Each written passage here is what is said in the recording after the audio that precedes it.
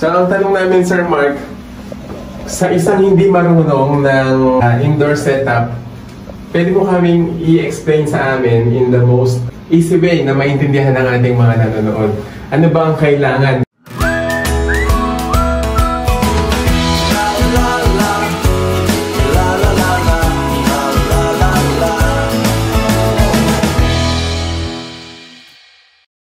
Gandang hapon po sa inyong lahat at nandito tayo ngayon sa residence nila Sir Mark. Hello po. Gandang araw at salamat sa pag-welcome sa amin dito sa inyong munting tahanan. Si Sir Mark ay nakaka-amaze. Alam niyo po kung bakit? Wala siyang lupa na matataniman sa bakuran. Kami ay nakatira sa villa na shown kaming roof deck. Kaya doon kami nakakapagtanim. Pero mamaya makikita natin yung setup ni Sir Mark Reyes dito sa kanilang tahanan. Napakaganda. So amazing. Makikita niyo po. And I'm very excited to show it to you. Sir Mark, may tanong ako. Mahirap ba mag-setup ng indoor hydroponics? Actually, hindi naman po eh. Ano lang siya. Design lang din siya sa outdoor. So parang ang pinag-iba lang niya talaga is imbes na natural sunlight, gagamitan lang natin siya ng artificial light. So yung tipong hydroponics sa labas is totally the same lang din sa indoor. Talagang yung ilaw lang talaga yung yung pinagkaiba. Yun. Tama. So yun ang pinaka-key component na wala sa indoor. Sa labas, napaka-free ng sunlight na ma-receive ng mga halaman. Pero sa indoor, yun ang pinaka-main challenge. Kaya ang solution, ano po? Grow lights, tama? LED grow lights? Light, yung actually yung ginagamit po talaga is grow light. Meron talaga mga naka-design na ilaw para sa plants or sa vegetables. Pero yung ginagamit ko mga ordinaryong LED light lang, yan yung tipong sinasabi ng mga pangbahay. Pangbahay. Kasi medyo pricey yung mga grow light na nagtingin ako dati sa mga e-commerce. Hindi naman siya Alibaba, pero meron sa AliExpress. AliExpress. Yan. Nagre-range sa almost 100 reals yung isang ilaw, isang tube light, kasama pa yung shipping. So, nagsubok lang ako na baka pwede yung ibang alternative light.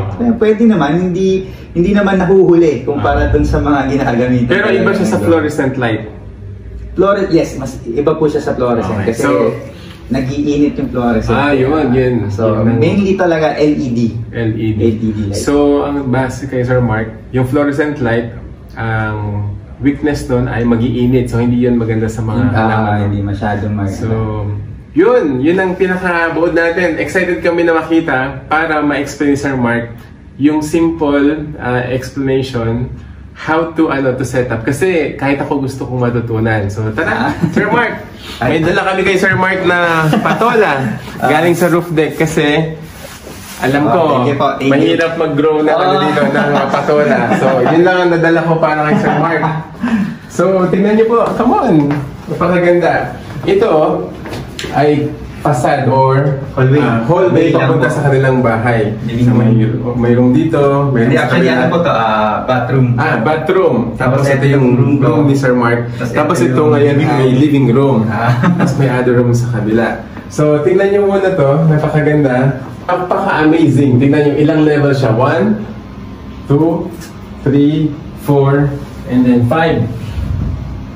Lahat ng gulay na gusto mo para sa salad, makikita mo na dito. Sir Mark, ano to? Ano nila ito? Butterhead. Tama. Butterhead. Tapos yung sa likod. Same lang din po yan nung Batavia. Actually, mga extra na lang po, extra seedling na lang po yung nasa likod. Okay. So ito yung Butterhead, Batavia. Ito naman ay? Yan po yung Lolo Rosso. Tapos ito naman ay? Batavia. Ito naman ay romaine. Tapos yung sa likod po? Yung coral lettuce. Yan, kilala din sila sa Lolo Rosso na tawag. Lolo Rosso. Mga loose leaf na variety. Tapos ito yung? Yung crystal lettuce. Anong other name niya kasi? Lalig yung tawag. Ito yung sikat ngayon sa Pilipinas kasi parang crispy daw po. Hindi madaling pumait. Tama. Tapos ito ay? Kale. Tignan mo. Ito, napakaganda. Kale. Ito, napakamahal nito. Napakamahal ito sa mga sa mga grocery tsaka sa restaurants. Kapag nag-order ka nito sa cheesecake, napakamahal nito. So, Ito may pechay din, no? So ang tanong namin, Sir Mark, sa isang hindi marunong ng indoor setup, pwede mo kaming i-explain sa amin in the most easy way na maintindihan ng ating mga nanonood. Ano ba ang kailangan? Sabi ko nga po kanina, hindi naman siya totally mahirap. Same hydroponics lang siya na kagaya nung normal na ginagawa natin sa labas. Ang pinagkaiba lang niya talaga is nilalagyan natin siya ng ilaw. Ilaw. Ito yung number one. Ano nga ilaw? Iba-ibang klase ng ilaw. So ang tawag mo dito ay LED light na pangbahay. Pangbahay. Okay, rectangular type. Ilang volts? Volts ba ang tawag? Wattage. Iba-iba. Meron po ako 100 watts. 100 watts? Merong 70 or 80 watts, yung medyo maliit. Ayan, tama. Tapos may 80 watts. 100 watts. May 32 watts lang. 32 watts. Pero parang isang diretso po. Ito maganda itong matutunan natin. Ilang oras nakasindi yung ilaw? Actually, magbabari po yun. May mga kino-consider tayong factor kagaya ng height. Yung distance, una, is gaano kalakas yung ilaw. Gaano kalakas? In this case, 100 watts? 100 watts. So, tapos ito ay distance. Titingnan po natin yung dulo ng halaman. Yung dulo. Hindi po yung nasa baba kasi ito yung may ilawan. Kita nyo? Ang isip ko yung dulo.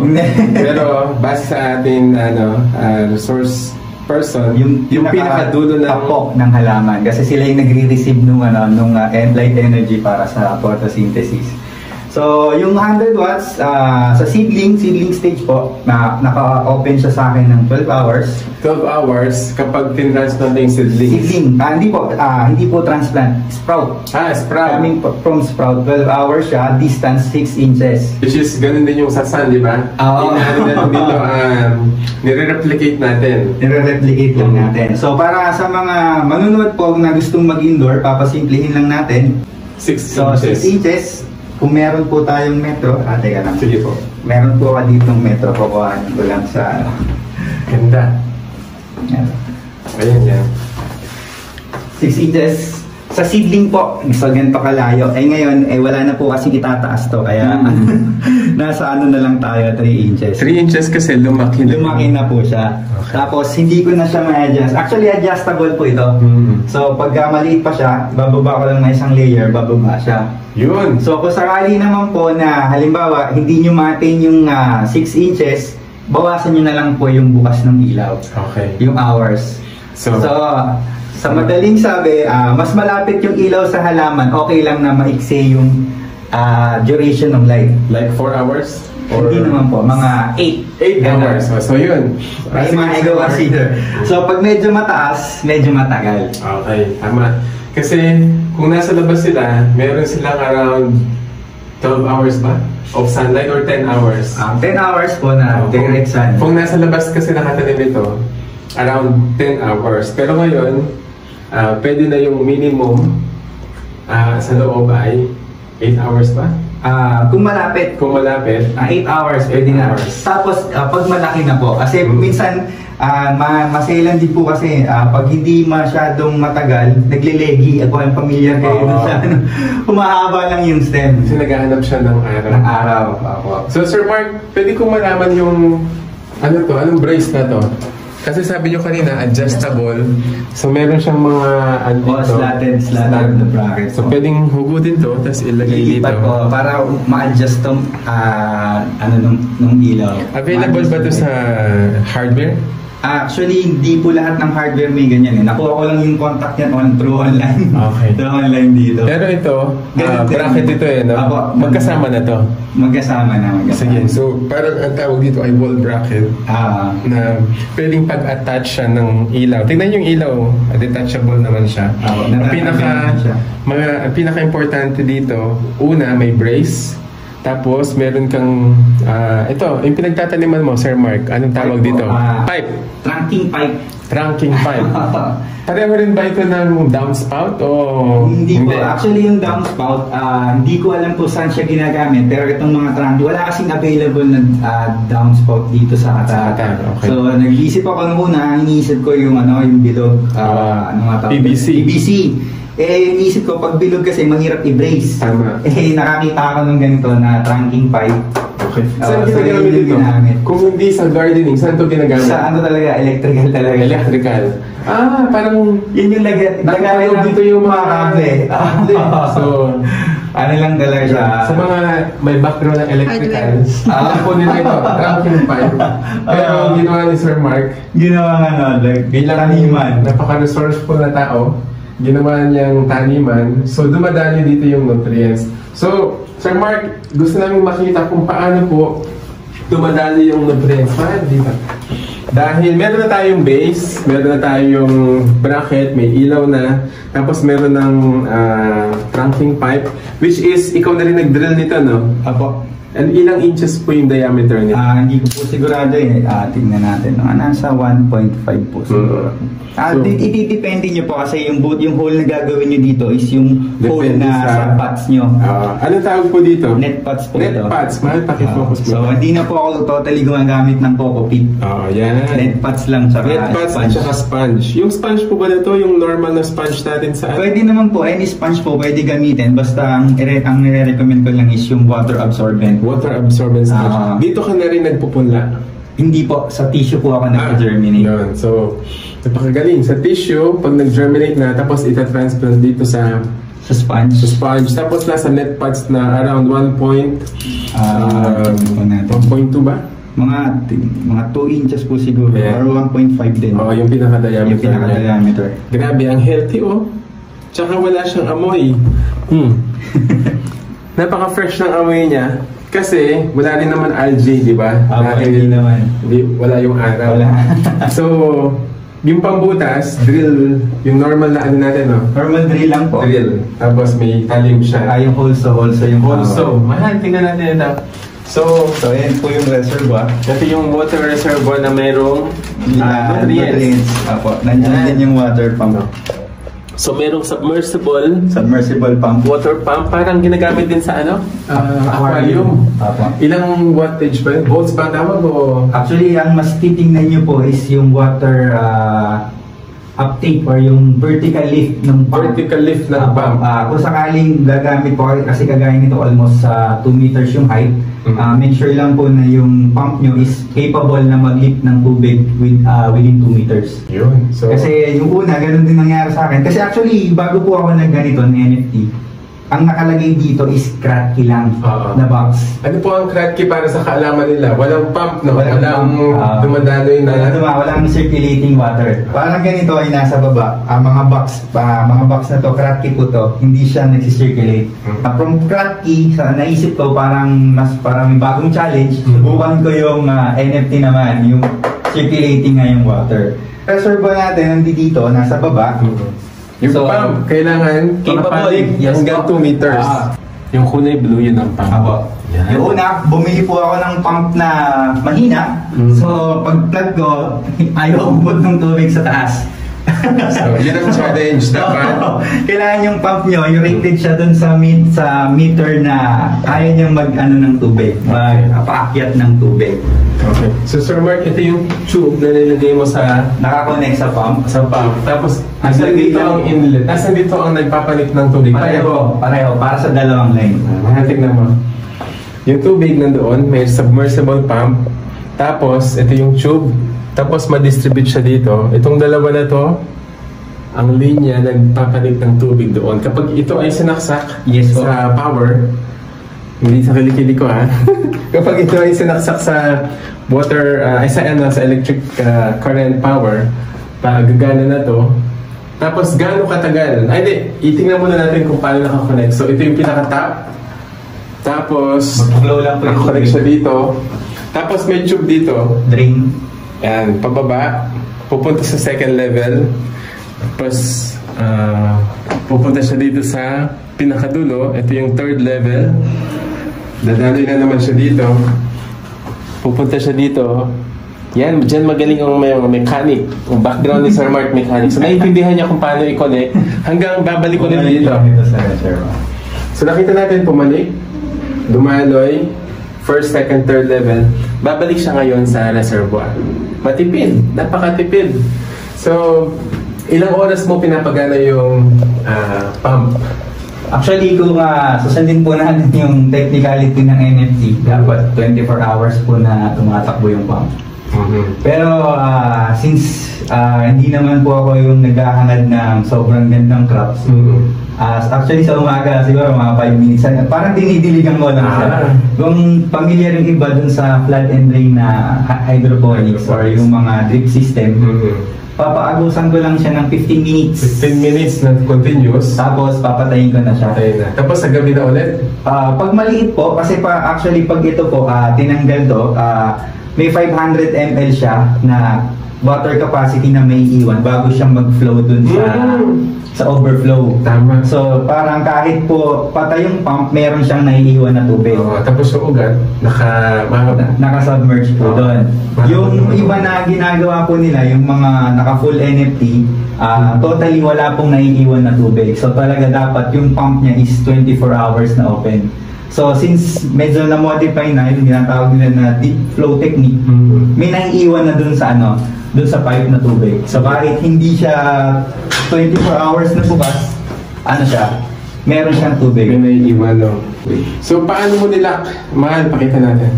Paano mo nilak itong gilid? Ano po yung ginamit niyo dito? Nilagyan ko lang ng styro.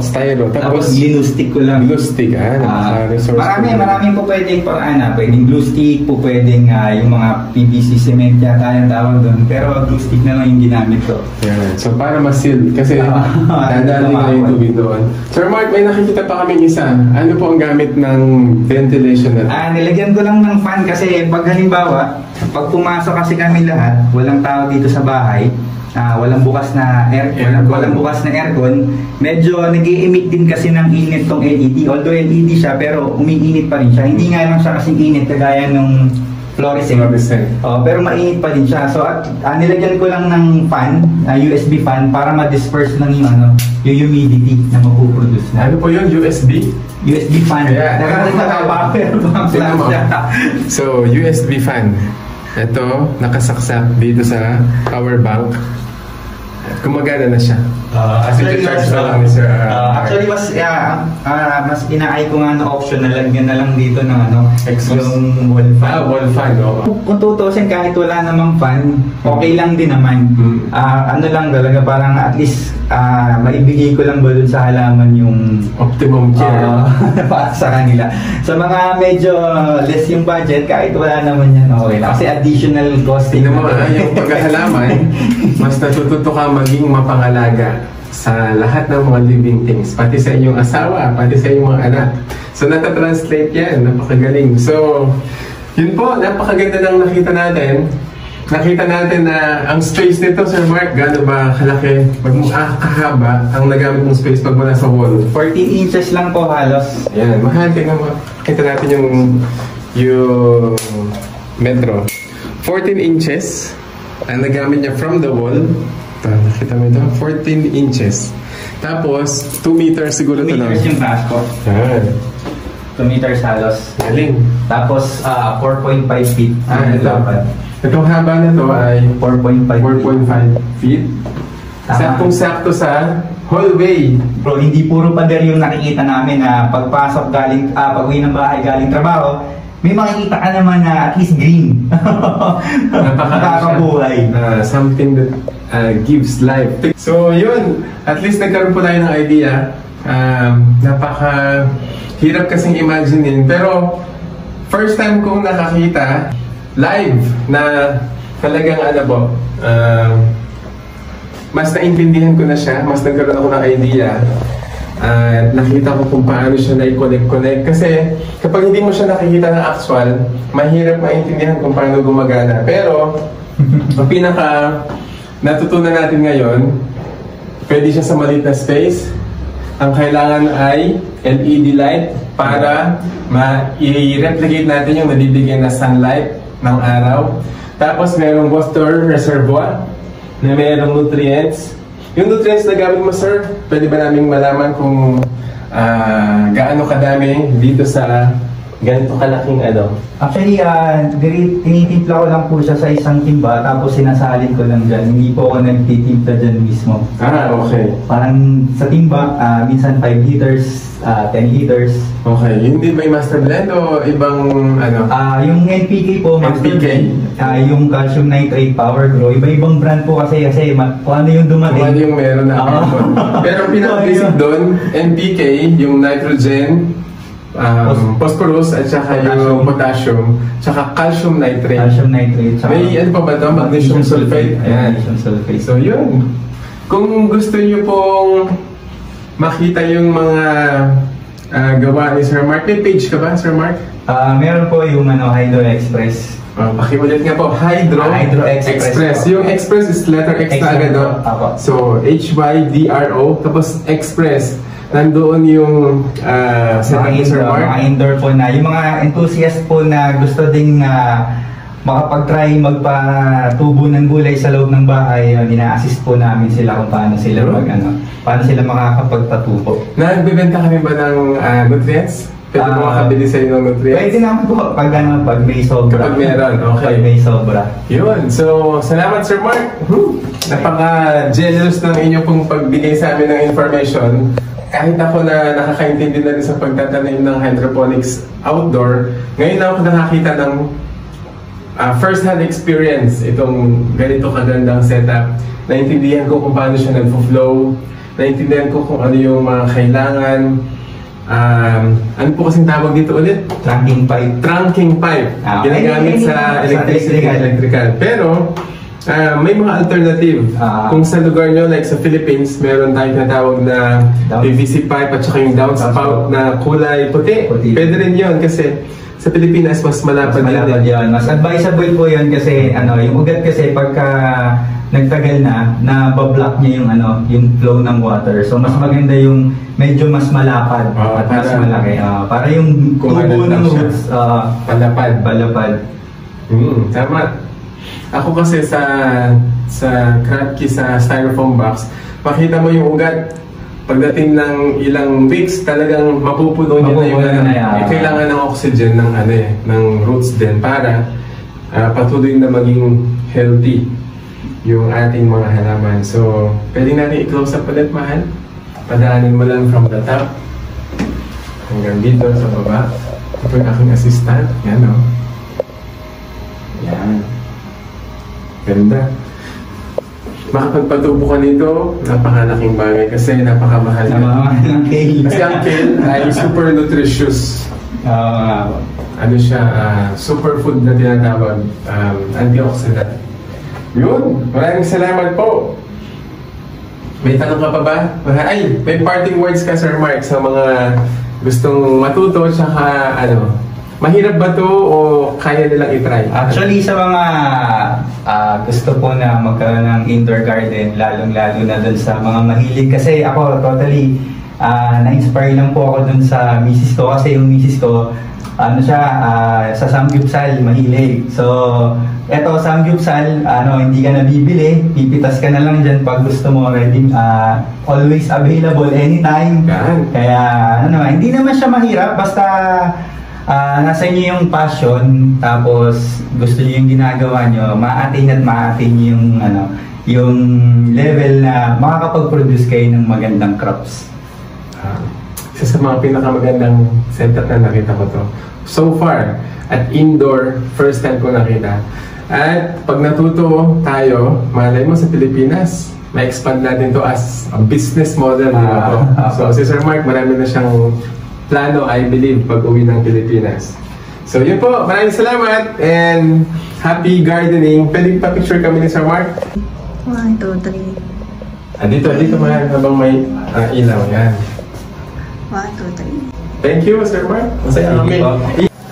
It's my first time na kakain sa loob ng bahay na parang nasa labas. Kung nakikita nyo po kung nasan kami, nasa hallway lang. Pero parang 5-star restaurant. Sa tabi ng gulayan. Ito si Mrs. Napakasaya. Picture nga ma. Solusyon sa ating summer months. Yun no? Sir Mark ay napaka-generous. Salamat po, Sir Mark. Lalong mas madami ang ma-encourage magtanim indoors kasi opo, sa kaalaman ng ano po, nanonood sa atin, malapit na po mag-summer. Dating ng April, painit na. May, napakainit na hanggang June, July. Peak ng July at August. Tapos September, October. Pagdating ng November, magko-cool down na. So, grabe. Pagdating ng summer months, tuloy-tuloy ang ating paggugulay. Wow. 5-star hotel, mga kaibigan, mga fellow gardeners dito sa corridor. Grabe. Ito po yung typical na farm to table. Farm to table concept. Sa loob ng bahay. Farm to table experience through Sir Mark. Nakatakam naman, parang gusto ko natikman. Dalik, romaine lettuce, lolo rosso, lolo bionda, tsaka butterhead. Kompleto. Salamat Sir Mark for this dining experience na sinaranas niyo po sa amin. We are honored and we are blessed po. Thank you very much. Salamat po tayo kay Lord kasi sa Kanya lahat nagmumula. Yan, tama po. Amen. Sa Kanya nanggagaling ang wisdom, yung skills, yung kakayahan. Natutunan natin pero sa Kanya po lahat ano talaga. Yan. Sige po. Pitasin nyo lang po. Woohoo! Dito. Kung gusto nyo pong hugasan. Hugasan mo konti. Konti lang para maano lang siya. May konting hamog. So, lagyan natin ang meat. Si ma'am. Yun, no? Sabihin natin, mama. Ito nga po. Yan. Okay, walang problema. Tapos lagyan natin ng konting kimchi. Kimchi! Ako, paborito to ng mga anak ko. Pamatay natin na QP. Yun. Grabe. Picture. Tapos, let's cover. Baka po mainit. Mainit pa. Yun po, sana ay na-encourage kayo ng maikling video na to. At kung nakaabot kayo sa part na to, pwede nyo po bang i-comment kung taga saan kayo para naman malaman natin kung hanggang saan nakaabot ang video na to. At kung nagustuhan nyo po ito, pwede nyo po bang paki-like at paki-share na rin. Yun po, God bless and happy gardening. Follow us for more!